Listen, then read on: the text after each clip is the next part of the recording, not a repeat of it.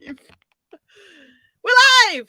I was going to do a huge countdowny thing, but as you can see, Mr. Martin Dorey isn't here. So bless her, Leah, who's moderating for me, has stepped in until we hope he's on his way. We think he's on his way.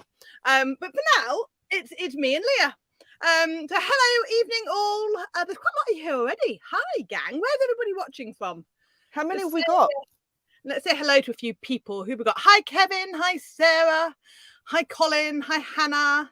I feel like I'm doing sort of the Seven Dwarfs. There's Bashful and Dopey and Doc and Grumpy. Sounds like roll call, doesn't it? Hi, Helen. How are you? Yeah, it does. Can you tick your names off the list? Yes, please? Miss. Here, Miss. Yes, present. Right, whilst we're waiting for Mr. Dorey, if he turns up, I've got a few things that I want to tell you about and a few questions that I can answer as well, because I've got some questions. So, first thing that most people who are here want to know about is I've got 5 pairs of tickets for the NEC show next week to give away. You can enter that by entering the word draw. Literally, I'm going to write it out. D-R-A-W. There we go.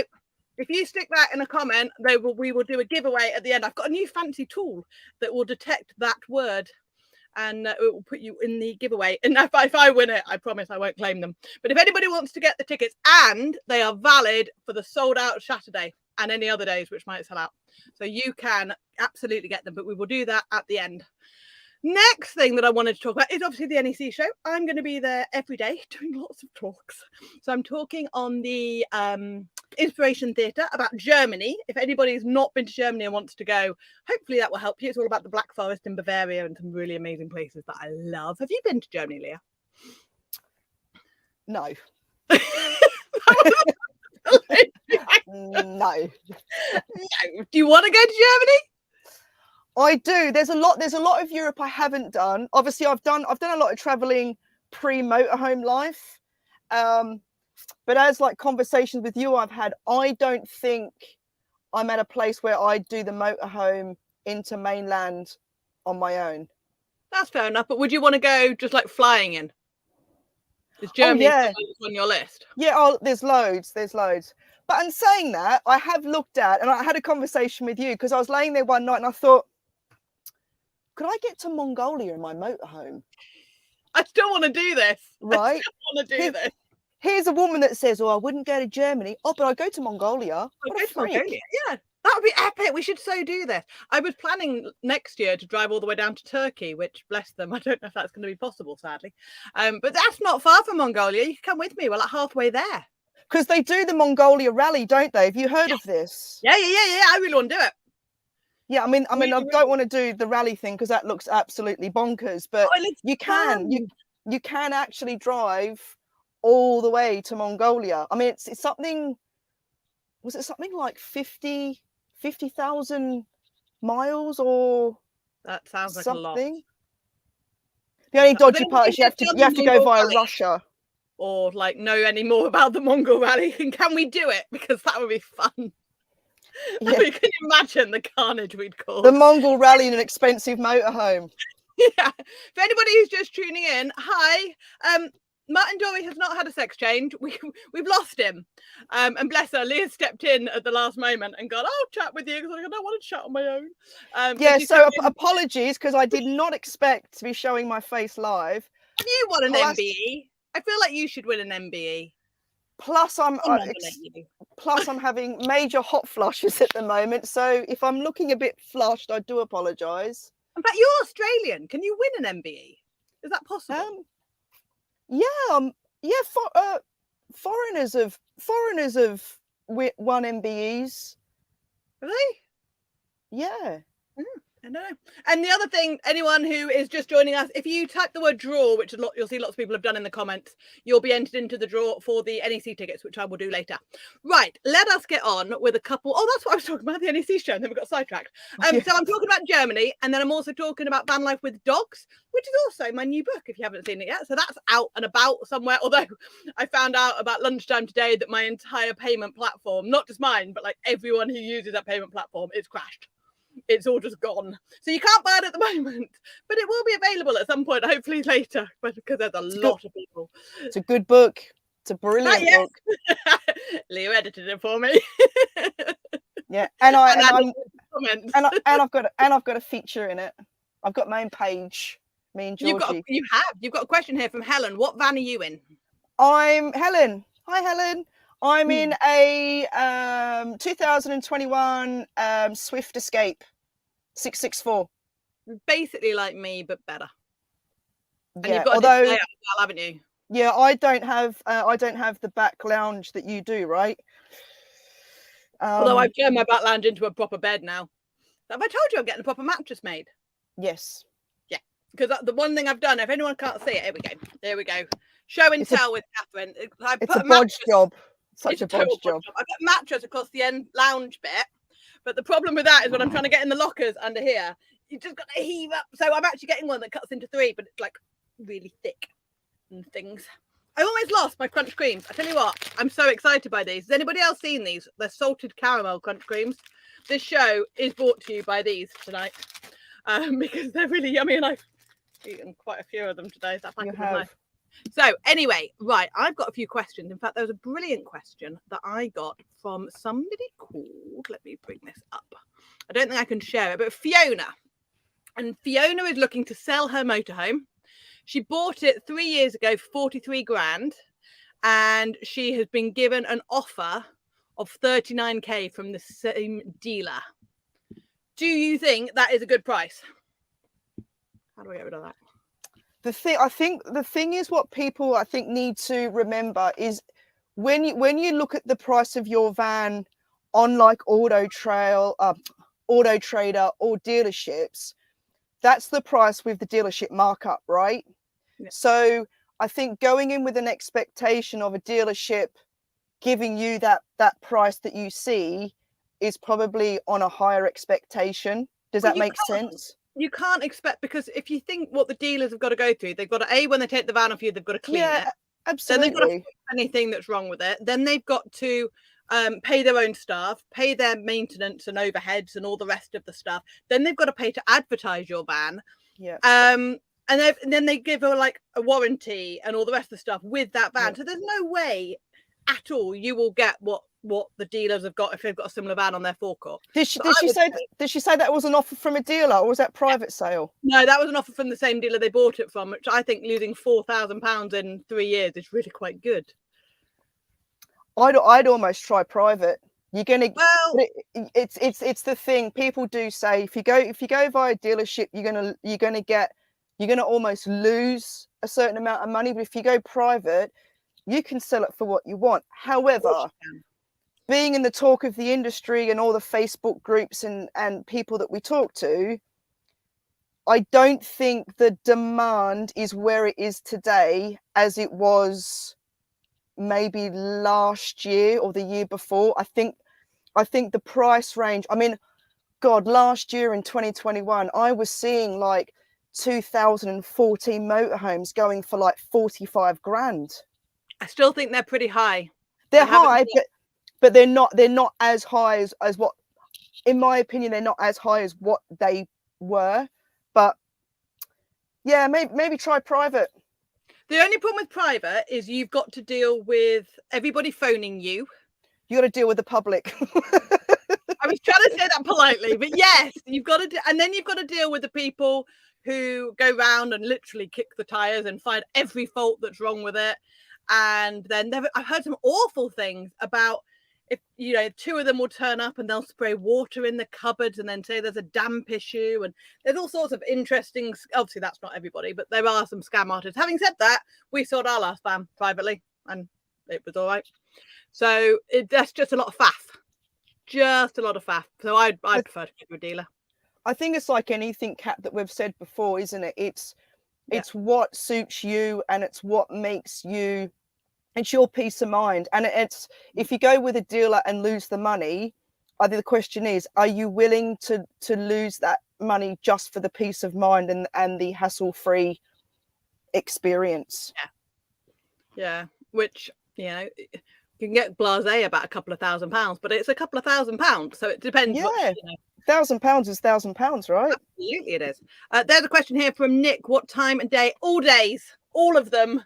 I'm there every day, all week, and I'm doing 2 a day Tuesday, Wednesday, Thursday, and then Friday, Saturday, Sunday. I'm doing 3 because why not?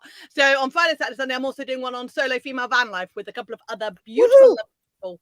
So that'd be really good fun, sharing some tips for anybody. In fact, it's going to be solo van life, not just women. So if you are traveling on your own or thinking about traveling on your own in a van, then come and join us. That is going to be in the advice center. But if you follow me on Instagram or on Facebook, I will put the times up each day so you can find where we are. Law is saying that chocolate digestives are better. If anybody agree, what's your favorite biscuits? Everybody's dropped their comment. What's your favorite biscuits? Are you a biscuit person? I don't. I'm not really a sweet person. No, I think we've spoken about this, haven't we? We have. I'm not really a sweet person, and I'm blessed with that because when I get stressed or any of those things, I don't go to the sweetness. However, if I was to choose a chocolate biscuit, if I was to choose a biscuit, probably a ginger snap. Ooh. Sorry. Look, he has hobbled to the stream. Oh man, Mr. Martin Dorey, ladies and Martin gentlemen. Dorey. Hey! I am so sorry. I'm so sorry. My daughter called me like literally 15 minutes ago with a crisis. And I had to Okay. And then I've just literally put the phone down, and Leah, I saw your text. I was like, oh my God, I'm so sorry. So by the way, mate, I didn't read that out loud. Good. I didn't. But I stepped in for you. Thank you. Yeah, so I'm so sorry. As I said, my daughter's got a crisis, and she's supposed to be coming to Bude tomorrow, and I kind of got way down in the call. But anyway, I'm here now. Are you all right? Do you need to go and deal with it? No, it's fine. She's gone now, so that's fine. Sure? Yeah. Okay. Yeah. Is she okay? She's fine. She's fine. Good. She'll be all right. Yeah. Thank you. Right, Kat, you can kick me off. You can't wait to get out of here, can you? Or I can stay. I don't mind. Do you want to stay? You're very welcome to stay. You've done such a good. Yeah, Martin, you've missed a very important discussion about favourite biscuits. What's your favourite biscuit? Well, I don't know really. I like homemade flapjack, which I've just had some of. Ooh. So Nice. yeah, Like is that a controversial view? No, I don't have to think say so. that's a controversial. Flapjack is I'm not quite biscuit. excited about these. They're new. They're salted caramel Fox's Crunch Creams. Oh right, okay. I'm enjoying. As not, you can see, I'm enjoying. Yeah, well, I'm not a great biscuit eater, especially not at the moment, because if I had biscuits in the house, I'm already enlarging myself, like by sitting around for 3 weeks because of my leg. So I'm kind of trying to avoid things like that. Oh, it's bad, actually, really bad. It's a snapped ACL and a partially torn MCL, and all the meniscuses around it are all torn and busted. So it's not good. I hate to break this. That's what I did when I was playing netball about 7 years ago. It took a long time to fix. I know. I'm waiting to. I've seen the MRI report, and I'm waiting to speak to the knee specialist to find out what they want to do. Because it might, it's going to be months and months and months. Yeah. Which is just a complete rethink. Sorry? Are you going to be all right for the show? Well, I'm coming. And as we long wheel as you around in a wheelchair. Well, I'm trying to get hold of a wheelchair, yeah. But at the moment it's quite difficult because they only have them for the show. I was trying to get a mobility scooter, one of them, because you can hire them at the NEC. I thought, now that is going to be fun. But I can see you scooting around. Beep, beep, beep, beep. Getting in people's ways, whacking them with my crutches. The trouble is that on Tuesday, which is the first day of the show, isn't it? They're all booked out. So I might have to, but they only book them out for the show days. So you can't book them out for the days before. And I'm there on Saturday because I'm doing the judging for the Motorhome Design Awards. Of course you are, yeah. Don't ask me about it, because if I tell you, I'll have to kill you. So I've got to go around and sort of verify all the motorhomes. So if I got wheeled around in a wheelchair, it'd be fine. But hobbling around on crutches, it'd probably take about 3 weeks. You know what they'll have, though, on the Saturday, and we can just borrow one for the week, is one of those trolleys that they put all the pallets on. Fool you. What, one of those with the two things? Yeah, Yeah, I'd love that. we'll just pull you around. That would be amazing. It would be a giggle, wouldn't it? Yeah. So tell us what you're talking about. You're obviously doing the judging on the Saturday. Is that Saturday and Sunday you're doing the judging? Well, I get there Saturday night, and then Sunday and Monday we're doing the judging, and then Tuesday I'm with the Caravan and Motorhome Club in the morning, which will be fun, and then I'm on the Inspiration Theatre in the afternoon, and then I think I'm going back Tuesday night, so I'm only there for the one day of the show. Are you just doing the one day, are you? Yeah. Well, I suppose you're doing the weekend as well, so yeah, that's long enough. Well, it is quite a long time at the NEC, but I mean, I love doing it, as you know, and it's always really good fun. And because I've been doing it for so long, it feels like there's a whole family of people that I go and see twice a year, who are really lovely. So, so it's like coming home in some ways, going to the NEC, and there's all kinds of amazing people from the industry that you say hello to. Yeah. So, and I get to see people talking about trips that I want to do as well, like Norway. Have you planned that in yet? Oh, no plans anymore. No, I suppose no. Fair enough. And what are you talking about this on Tuesday at the NEC? So I'm talking again about Take the Slow Road, Spain and Portugal. And I think last time I saw you, I was just about to leave on the last trip. Yes. And I'm going to be talking about that trip and a bit more kind of what it's like to tour and in Spain and Portugal with a bit of inspiration, but also talking about the N2, which is Portugal's kind of Route 66, which goes from the top of the country right the way down to Faro. And we covered most of it, which is amazing. Absolutely amazing. And then we saw giant surf in Nazaré. So I've got pictures of like 50-foot waves to show, which will be amazing on the big screen. Epic. Yeah. I can't believe those guys. Have you seen the documentary on it with the guy who initially started it up? Oh my God. They've got some big kahunas they have, those boys. Yeah, they really do, yeah. One of the guys, Andrew Cotton, the guy who broke his back, who was here last year, wasn't he? Yeah, he was. I know him from home, from surfing. So he's kind of friends of a friend. So he's quite a hero. Cool. I mean, it's amazing what they do. It was when we were there in November, it was flipping massive. It was like 60 foot. It was huge. I mean, that's ridiculous. And we spent the whole day just watching these ridiculous surf. It was good. It was really, really good. So I got some good pictures of that. In my heart, I'm a really cool hippie surfer chick, but I can't surf to save my life. I literally can't do it. Oh, it's really hard. I can bodyboard. That's about it. Yeah. No, it's really hard. I'm not going to be doing any surfing for a while. Yeah. So all flags. That's what you get. That's what you get for rolling around on the beach trying to get a rubber stick. I know. Is that what you did? It's you see, the thing is, because Leah's Australian, right?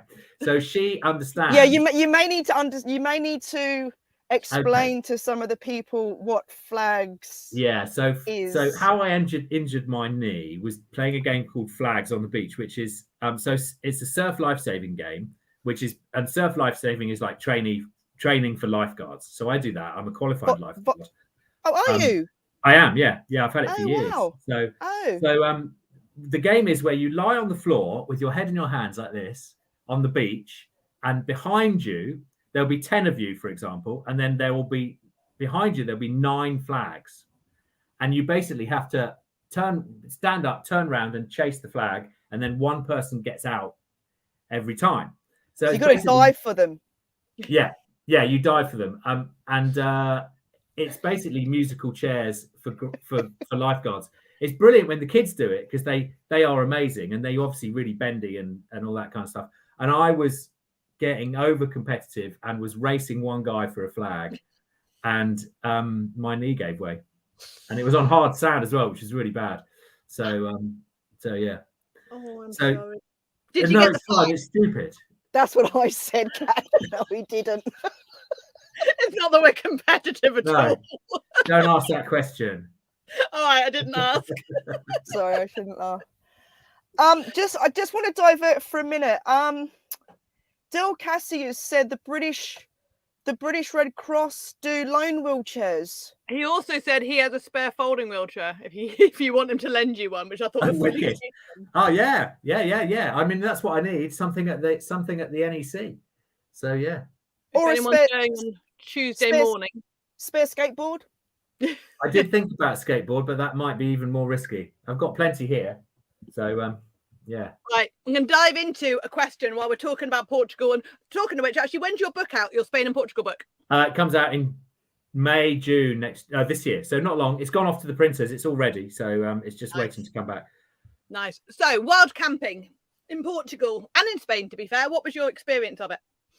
Wild camping in Portugal has undergone a bit of a change over the last few years. So in COVID times, I think it was in 21, the Portuguese government banned wild camping outright because they were having so many problems with. And I think what happened was, obviously, lots of Europeans could still travel freely in Europe.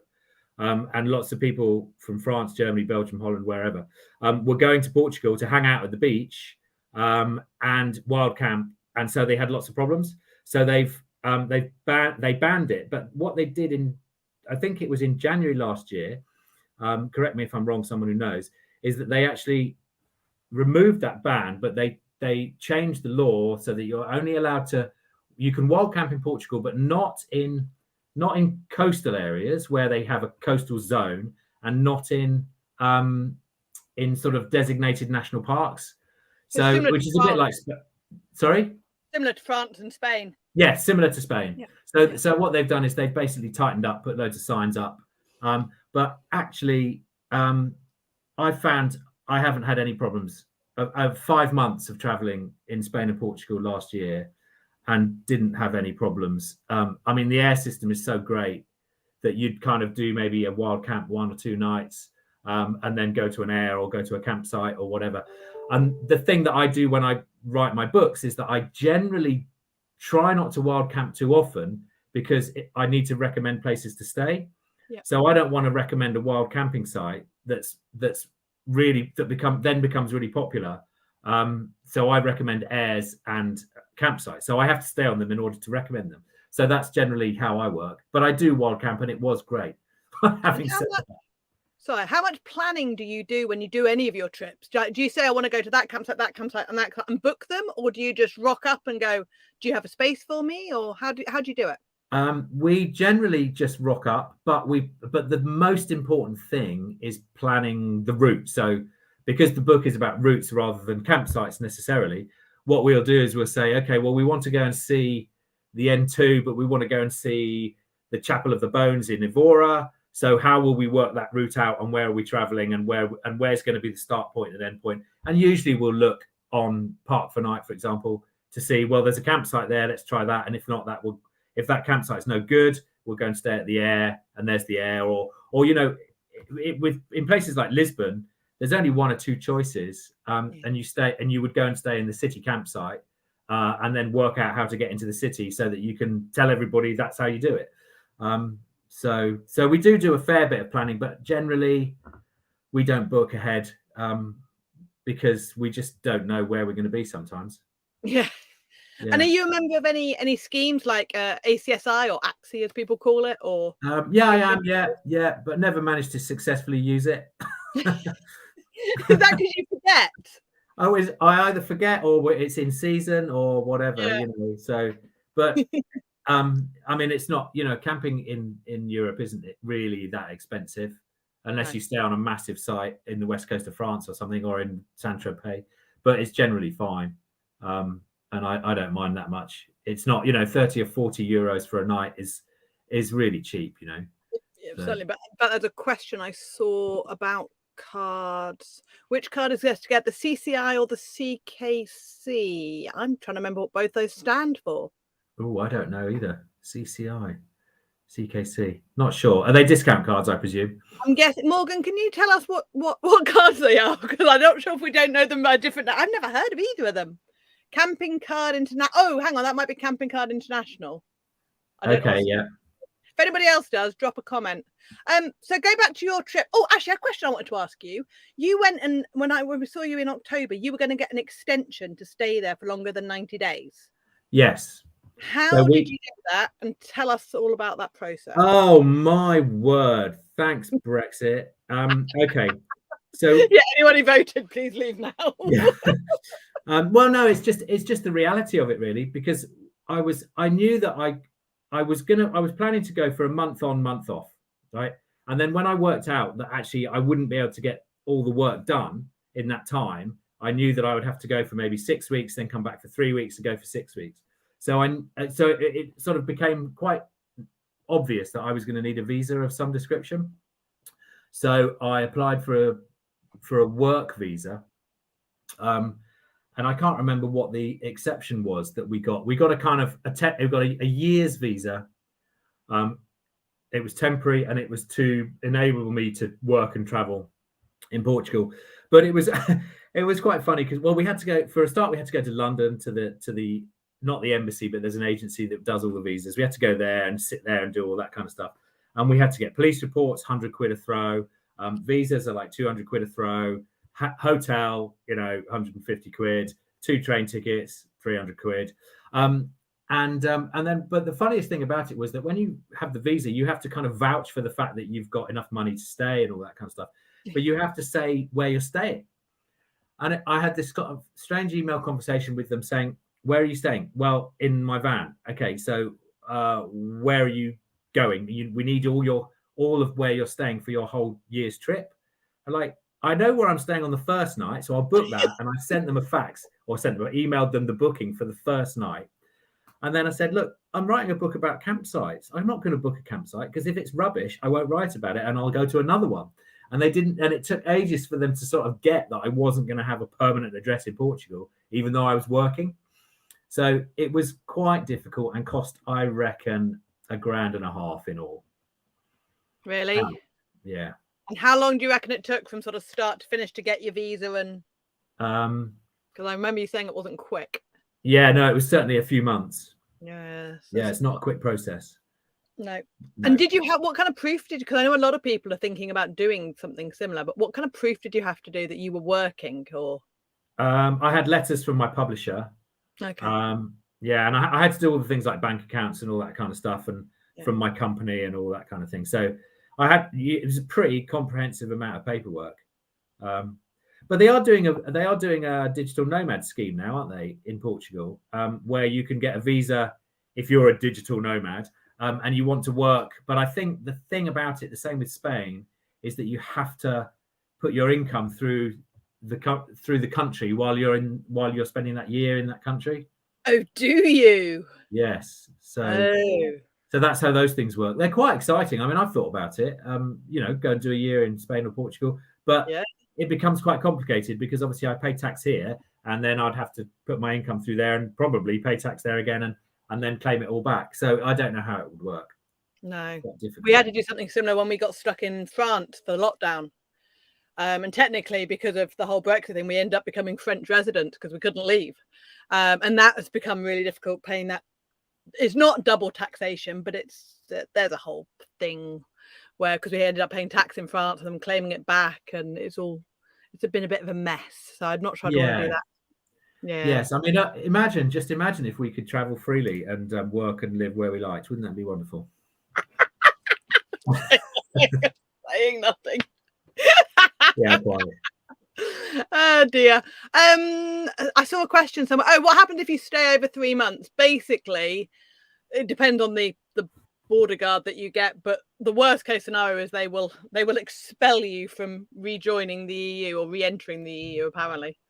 Yeah, they can fine you up to something like €3,000, can't they? Yeah. And also ban you from the EU or from the Schengen area, which is pretty much the whole of Europe. Yeah. Yeah. So it is fairly serious. Yeah. It is fairly serious. And there was another question that I saw somewhere. Oh, Sarah, how do you enter the draw? You literally type the word draw. I have a magical thing that I've never used before, but we're going to try it out on this. So everyone who types the word draw should be entered into the giveaway, and we're going to do that in a bit. So literally just type a comment with the word draw in it. If you scroll up, you should see lots of of people have done that. Right, more questions that I had for you. Some people emailed me in advance and asked me to ask you various things. So give us some highlights from your adventures, Mr. Dorey. Where's your favourite place to be? Oh God. I loved all of it. Spain and Portugal are brilliant. Hiring a pedalo with a slide in Benidorm. You might not think that would be a highlight of Spain because they've got the Alhambra and the familiar cathedral. I can't remember what the proper name of it in Barcelona, but actually that was amazing. We had such a laugh. And we had a really great time. Then we went to some mud baths a bit further down the coast, and where it's free, and you just go and jump in this lake and cover yourself in mud. And it's supposed to be very good for the soul. And was that the skin. picture you put on Instagram yesterday? Yes, that it made was. Me giggle. Yeah, you and Lizzie just drenched in mud.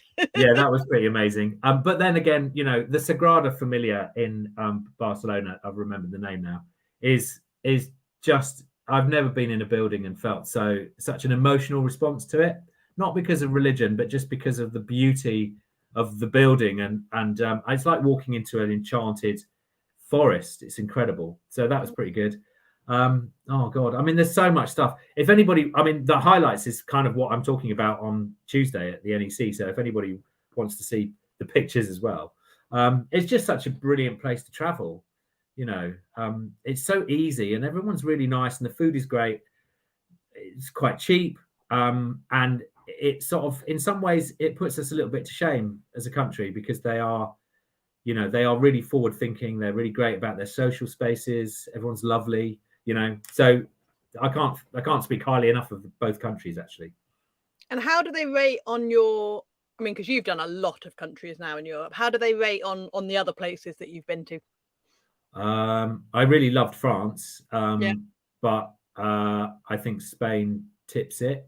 Does it? Yeah, Portugal. I think if anything, it would be Spain, Portugal, France. Okay. I've only spent short times in other countries, really, in Europe. But of all the places I've been, probably Spain is one of the best. Ireland is a very, very good country for traveling in a van. I'm going in 2 weeks. Yay! I've got your book. I'm going through it. Like, yes, I'm going all. Oh, excellent. Yes, Ireland is amazing, and I've spent a lot of time in Ireland, so I really love it. And it's good. It's good in a van, not in a tent. That's just Spain is just so wonderful, and the climate is great. Even in November and December, it's still 20 degrees down south. And you can ski as well, and skiing's great. Skiing's really cheap, actually. Is it? In Spain, not in Portugal. So you snowboard, don't you? Not anymore. I don't. I'm supposed to be going in March. I'm not going now. If it helps, I used to ski and I couldn't ski after I did my knee, but I went snowboarding in Whistler over New Year and I can snowboard fine now. It's healed. Oh, that's good. So because you're not doing quite as much twisting. Now, admittedly, I don't snowboard well. Maybe when you do it well, there'll be more twisting. But I was fine snowboarding. It didn't hurt my knee at all. So there is hope. Oh, there is hope. Yeah, absolutely. There is hope. I'm really pleased about that. Just don't play the flag game anymore. No, never. Couple of questions actually. Oh, what do you find about the litter? Somebody's here. Said about the litter that they found in Spain. Yeah, you're right. Actually, that is a downside. There is, wet wipes. You find a lot of wet wipes in the bushes, in kind of the side of the road. I think people use them like toilet paper, and obviously they don't biodegrade, so they stick around forever because they're plastic. And there was a fair bit of litter, but I wouldn't say it was any worse than the UK. I don't think. Portugal, I don't think was quite so bad. France has a bit, but you're right. Anyway, isn't it? Depends where you go and what time of year you go, and there were times when I was really upset by it. I have to say, but it didn't spoil my enjoyment of the country. I just, I'll just go and pick some up and put it in the bin if it's offending me. But if it's really bad, you can't do everything, can you? But at least you could try. So, which brings us beautifully to the 2-minute beach clean. Oh yes, you're not actively involved with the charity as such anymore, are you? But No. how did that start? How did you? So many of us, I think, especially those of us who travel and are lucky enough to travel in a van, we see all these things and we'll do our bit and we'll pick up a bag. But you took it further and created a whole movement, which is amazing. And you've just been very rightly awarded an MBE for. So congratulations on that. No, absolutely. I think you're fantastic that you've done that. But what pushed you from, I'm just going to pick this up, to, no, we're going to change the way people do this and make it a thing? How did that happen? Yeah, I think it was a long period of time doing it, because I had I went down to the beach or one of the beaches I know in Devon, and it was literally knee deep in plastic bottles, like literally wading through plastic bottles and it was a part of the beach that not many people go to, so there was no reason for people to be upset with it. And I sort of said, I'll do something, organised the beach, cleaned it all up, and then started to kind of think, well, actually, I'd like to do more with this because it's quite interesting. And then was doing that for a few years, and then there was a big storm. It was the Hercules storm in 2013, I think it was. No, hang on, it'd be earlier than that, actually. 2013. And the beach was really, really bad. And I kind of, because of my books and because of the TV stuff that I've done like years ago, I had a reasonable following on Twitter. So I thought, well, why don't I just sort of, tweet about it and see if I can get anybody else to get involved? Because if I do it, then, and somebody else does it, then it'll double the efforts and all that kind of stuff. So I started using this hashtag 2-minute beach clean, because I thought, well, look, I don't want to, if it's a 10-minute beach clean, people are going to go, oh, that's too long, mate. And if it's right. yeah. So if you ask somebody and say, have you got 2 minutes? They go, yeah, of course I have. Help me push my car for 2 minutes. And if you say, if you said, oh, I've got half an hour to help me out with the garden, no, I'm sorry, I've got somewhere to go. But 2 minutes is no excuse. So the idea was 2-minute beach clean. You just say to, just do a 2-minute beach clean every time you go to the beach. And it sort of just went a bit mental from there and kicked off and ended up being, well, somebody came up with the idea of having a little litter pick station, which is like a little A board with litter pickers in it and bags and stuff. We made a couple of those. And we've got now, there's something like over 1,000 of them around the UK now, which is amazing. Yeah.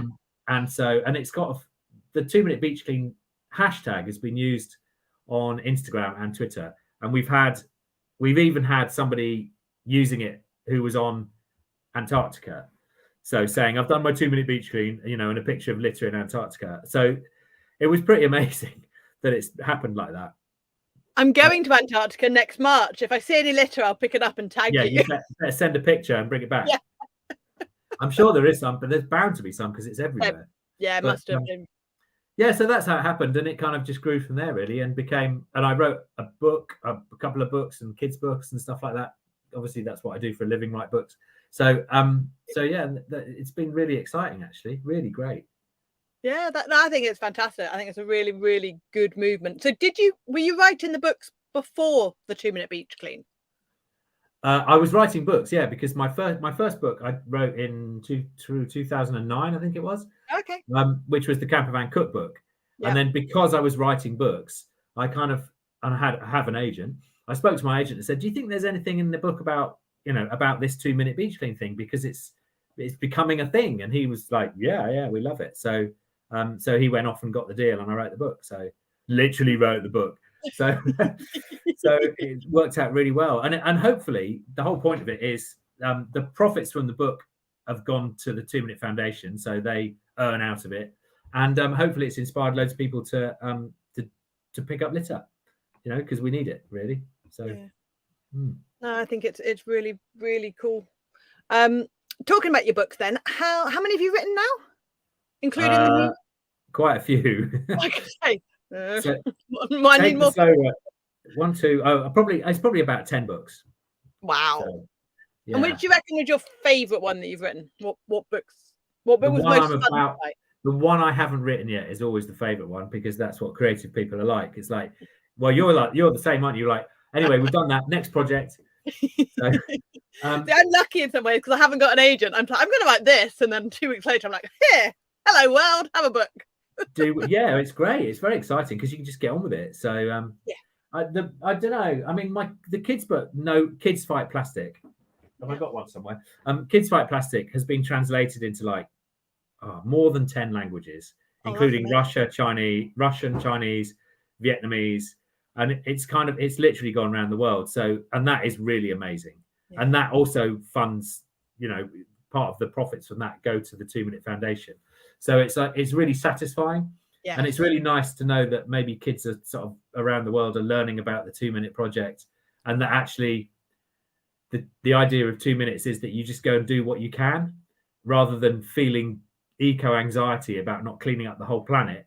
You go and do what you can, and then that's good enough. And if you want to do more, go and do more. So actually, hopefully people are getting that message and not feeling overwhelmed by the problem, because it can be overwhelming. Cool. Yeah, and that's one of those, especially using plastic bottles, those of us who try and refill or reuse or whatever, but you just think, oh, it's not enough, but actually a little bit is better than nothing at all. Absolutely. I mean, anything is good enough as far as I'm concerned. And like anyone who picks up litter. So, the people that are watching, if they're in vans on campsites and you turn up at a campsite and there's a bottle there already, if you pick it up, not only do you make a difference to the environment, but you make a difference to yourself as well, because you're, and you make a difference to the rest of us, because if you leave and that bottle's there, they'll think it's us, all of us as a group of people. And actually, if you clean up when you turn up and you leave somewhere absolutely pristine, especially when wild camping, people will think highly of us. And instead of people going, oh, ban wild camping because it just makes mess. I mean, this is what's happened in Dartmoor at the moment with the case. Now, one of the things that the case that he's brought against the national park is that people litter when they wild camp. So if we turn the tables on that and say, listen, when we turn up, it's nicer than it was when we got there, they won't have a leg to stand on. And then people will see us as a positive force instead of seeing us as potentially negative. So I think it's really powerful stuff, Maybe we need to launch the 2 minute van clean and people picking up where they're parking. Like I like that. Yeah. While we're talking about, actually, what do you think of the term wild camping for vans or motorhomes? Do you think it's a misnomer? Do you think we should change it? Yeah, I mean, it's easy to call it wild camping, isn't it? But it isn't really, because you're in a van with a cooker and a heater and a bed and a duvet. Yeah. So, so it's kind of, I mean, off grid is good, isn't it? Yeah. Yeah. Off grid is a good way of doing it. There was another question I saw here from Sarah. There's a question for you. Where would you recommend for winter travel? They did Spain and Portugal, November, January, and found lots of places closed. Oh, okay. Yeah. Same here, actually. Was that I followed Sarah's trip around Spain, actually. So I did see it on Instagram. Yeah, do you know what? I would guess I've been to the Arctic in the winter in a van. And it was with the Caravan Club, and it was very well organized, but it was amazing. Because we saw the Northern Lights and drove through Finland and Sweden, and we didn't do Norway, but and Denmark, and that was amazing. But it was a lot of driving and a lot of darkness, which is quite difficult. So I guess, I mean, traditionally people would go to Morocco in the winter. I think that, that's what the surfers do. They go off and spend a few months in Morocco and then come, when it starts to slow down in Europe, go to Morocco.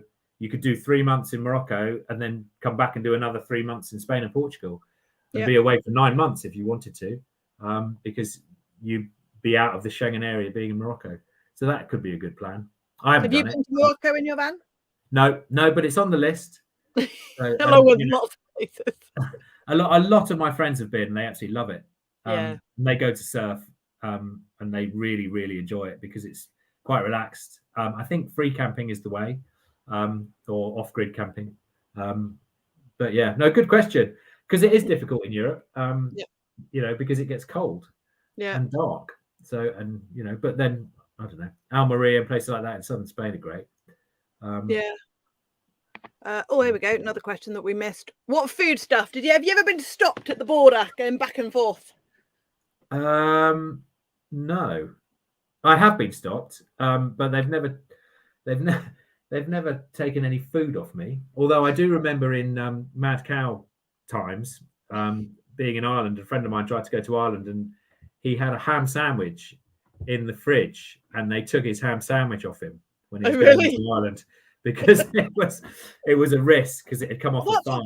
Caused the uproar, wasn't it, after Brexit when they took that ham sandwich allegedly off that trucker or something? Oh, really? Okay. No, I've never had any problems. I mean, we brought back a leg of ham from Spain, actually, like one of these. So you can bring stuff in. You can bring stuff in, not a problem. I mean, obviously there is a limit on alcohol and cigarettes, but there's a lot of issues with meat and dairy coming out of the UK. Okay. But honestly, nobody's ever checked our fridge. And certainly if you're worrying about tinned food, I wouldn't worry about that at all. I mean, if you're going to take packs and packs of bacon and cheese, then if they check it, you'll lose it. That's the worst that'll happen. It'll end up in the bin, which seems a bit of a shame, but I wouldn't worry about it too much. I mean, the other thing about going to Europe with food is that why would you? Because it's really great in Europe. It's really cheap. Yes. And why they would have you food to do up in magic. why would you take a piece of Wensleydale to France when you've got all the like hundreds and thousands of amazing cheeses in France? So you like a piece of Wensleydale with cranberry? Do you like can it be a Manchego? Who knows? What internet do you use? What internet system? I have an EE. I've got a what's it called? A booster on the roof, and then I've got a little dongle which attaches to the booster, and it's an EE card, and it's unlocked for Europe. So it's unlocked for Europe, which means I don't get extra roaming charges, and it's very good. Yeah. Do you have a data cap on it, or is it unlimited? No, it's uncapped. And I try not to look at my bills but it's work. So when I'm writing, I'm on the internet all the time because I need to find addresses of places and all that kind of stuff. So yeah. And I'm guessing you've had that since before Brexit. Yes. Yeah, and I did contact them. I did contact them when I was going to France, which was after Brexit. Spain, France as well. Actually, I can't remember when they changed the rules. But I have contacted them and said, I need to roam with this, and they've been fine about it. So that's cool. There's another question I can see here. You don't travel with a dog, do you? No. Have you ever travelled with a dog? I have. And how did you find it in terms of sort of inconvenience and not able to do what you wanted to do? I've never travelled outside the UK with a dog, I have to say. So I don't know about pet passports. But I mean, it is difficult because you have to look after everybody, and you go at the pace of the slowest member of the family. Like if you got a baby, you go at the baby's pace because the baby can't keep up with everyone else. So it's just different. You just have to go to different places and try and go to campsites that are tolerant. That's where the forward planning comes in, really, isn't it? Yeah. And just make sure you can walk the dog, and make it happy. There's no point in keeping it locked up. When you're on your own is obviously leaving them in the van. So whether you're going to go shopping or whether you're going to go, if you want to go into a museum or a castle or even swimming, if they can't come with you, all of those are quite hard to leave the dog. So I know when I'm on my own with the dog, he's not here today, but it can be a bit of a almost stops you doing some of the things that you might otherwise do when you are traveling. Well, that's the thing about being considerate, isn't it? I mean, the family dog that doesn't live with me here, but I mean, he howls outside shops, and you kind of go, well, I've got to take him for a walk, and I need to go and get some milk in the shop, so I'm going to have to leave him out here. And quite a few times, people have come and said, your dog is cruel to leave your dog out here. It's like, yeah, I know, but it was 30 seconds, and if I don't take him with me, he doesn't get a walk today. So you have to be pragmatic about it somehow. I'd never leave Mac outside a shop. I'd be scared to get nicked because he'd quite happily trot off with anybody. Right. It would scare the life out of me. It really would. It's difficult, isn't it? Any update on Spain trying to extend the 3-month period? I didn't know it was a thing they were trying to do, and I've certainly not heard about it. No, I heard that they are trying, but as far as I know, it's just talk at the moment. I mean, it would be. I mean, it would be, well, if not Spain, why not everywhere else? And that's when it becomes difficult, isn't it? And I guess it's people who have got homes out there, or the sunbirds who go out for 6 months. Yeah. You know, because it's completely ruined everything for all those people, hasn't it? Yeah. So yeah, I mean, it'd be nice to think that it would be 4, 5, 6 months, but then that becomes free movement, doesn't it? And then is that what Brexit's about? We have to rename this talk. Yeah. One last question for you. Then I've got a couple of quick fire ones for you. What's Okay. the worst thing about living, or when you do live in a van for a period of time? What do you hate most about it? I don't hate anything about it. I'm even used to doing the toilet cassette. You know, you get used to that, don't you? You just do it. I had someone come up to me the other day when I was emptying mine, like, "Hi, Kat, I follow you." I'm like, "Can you please not talk to me right now?" Not now. Give me 2 minutes and I'll be with you. Yeah. Yeah, you don't need that kind of the whole fan thing when you're emptying the loo is not a good look. I think what do I hate about it? I don't know. Sometimes not being in a really comfy sofa, or on a really, you know, it can get me down a little bit, because, you know, we've got our sofa's changed into a bed, and so the cushions aren't, you know, they're compromised. But really, you know, maybe it's about missing home. Maybe that's the thing. I do miss home. Yeah. So I miss my kids when I'm away and stuff. So that would be the thing to hate, I think. No, that's fair enough. Yeah. Fair enough. Right. Are you ready? I'm going to set my timer. We're doing a quick fire round. Oh, okay. See how many. I think Leah got 16. No pressure. But we're going to see if we can beat Leah. So can everybody count how many questions we get through, please?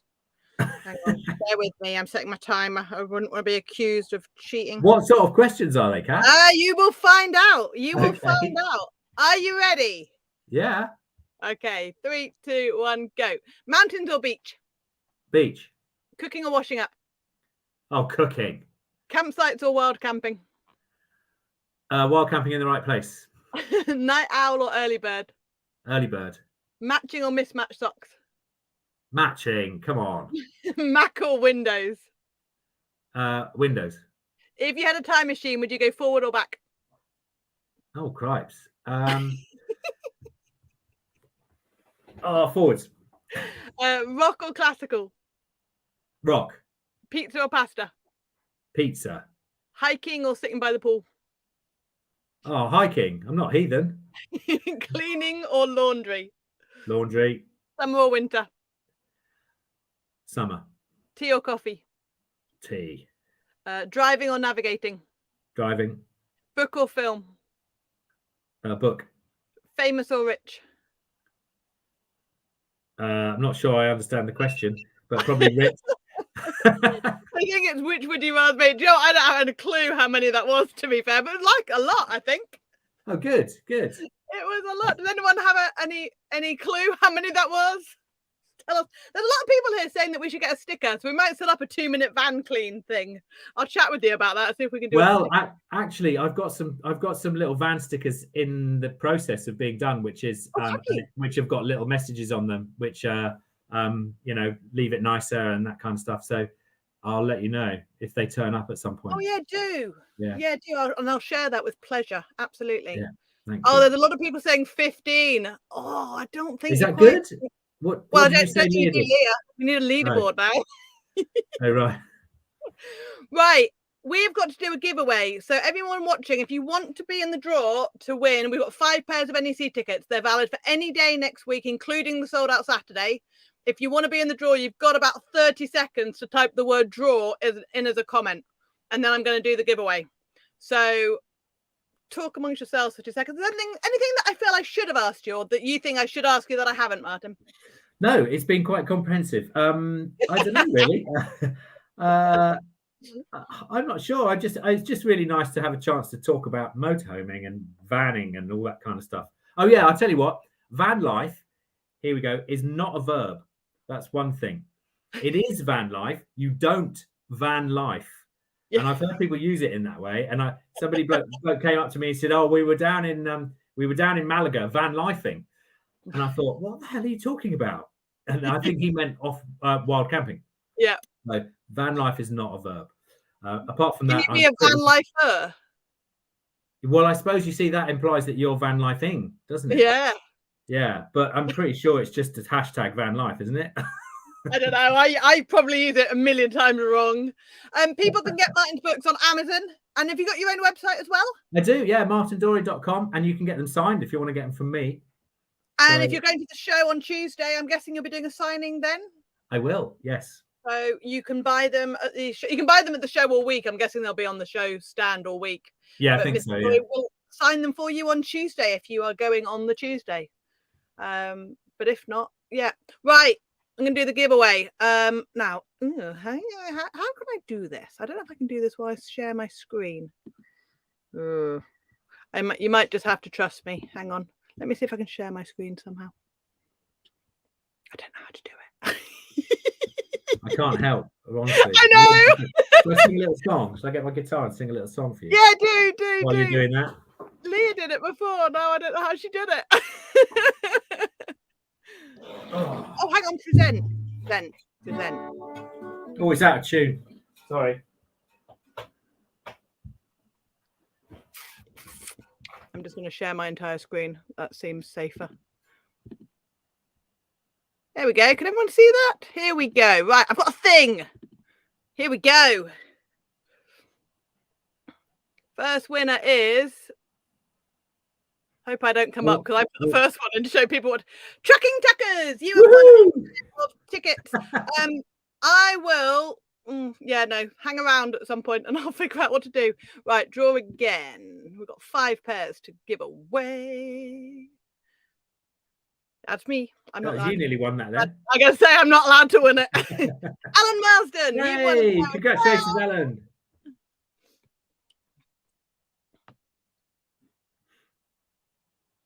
I think the easiest thing is if the winners can drop their email address in TS. There we go. Mystery person. Yeah, if you can drop your email address in. The nice thing is your comments now, they won't be live on the replay. So no one else will see your email address. Once we'll do it, we'll delete the comment and we can get them.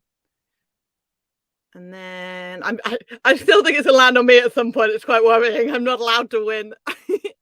Colin Dance. Yay! Have I done 4? I've lost count now. I think that's 4. Can anyone tell me how many I've done? So I've got 1, 2, 3. Yeah, 4. Last one. This is clever, isn't it? I like this. I was really excited when I found out about this. Yeah.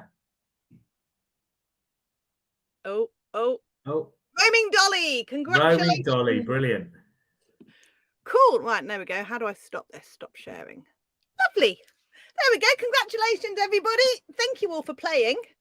Have you got anything that you want to add before we shoot off and let you get on with your evening? I hope your daughter's all right. Yeah, no, she's fine. Thank you. No, it's lovely to see you. I'll see you on Tuesday anyway, won't I? And if anybody is watching that is coming on Tuesday, come and say hello. Come and see me. And I'll be showing pictures to go with all the stories. So actually, you'll be able to sort of breathe some life into my trips as described today. So, and come and say hello as well afterwards. Be nice to see you. It'll be awesome. Your talks are always really cool. So can the winners just please dead quickly just drop your email addresses in so we can take a note of them and then we'll delete them. Pretty please. Otherwise we've got no way of contacting you. But no, I think that's all. Thank you very, very much for joining me. Well, it's nice to see you. Thank you. No, it's cool. I'm going to end. If I end the broadcast, I don't know if I'm going to be able to get people's email addresses. We might just have to sit here and chat for 2 minutes. That's all right. I'm sure we've got lots to talk about. Strumming your guitar again. It's all good. Okay, I'm going to end it and see what happens. Bye, guys. Night. Bye.